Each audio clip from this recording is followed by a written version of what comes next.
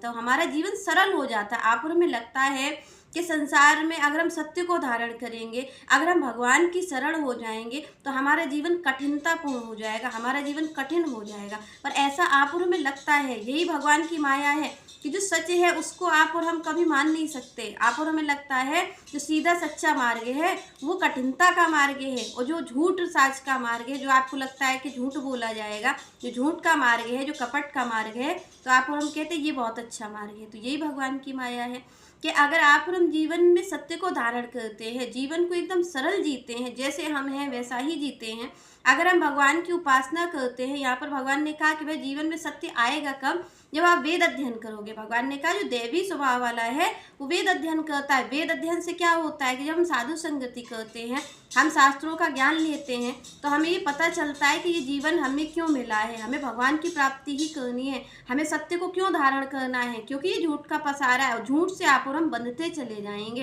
ये जो संसार का बंधन है ये क्यों है, क्योंकि ये झूठ से गाढ़ा होता चला जाता है। सत्य जो जान लेता है, जो जान लेता है कि भाई एक मृत्यु सत्य है, एक भगवान सत्य है, तो जीव सत्य की ओर ही तो भागेगा। पर आप और हम जानना ही नहीं चाहते हैं, आप और हम वेद अध्ययन करते ही नहीं है, आप और हम इस माया में ही लिपटे रहते हैं। इसी कारण असत्य को ही सत्य मानने लग जाते हैं, इसी में ही आनंद लेने लग जाते हैं। तो आप देखिए इससे होता क्या है, आप और हम जब असत्य को धारण करते हैं तो इसके परिणाम स्वरूप हमें दुख की ही प्राप्ति होती है, दुख ही मिलता है।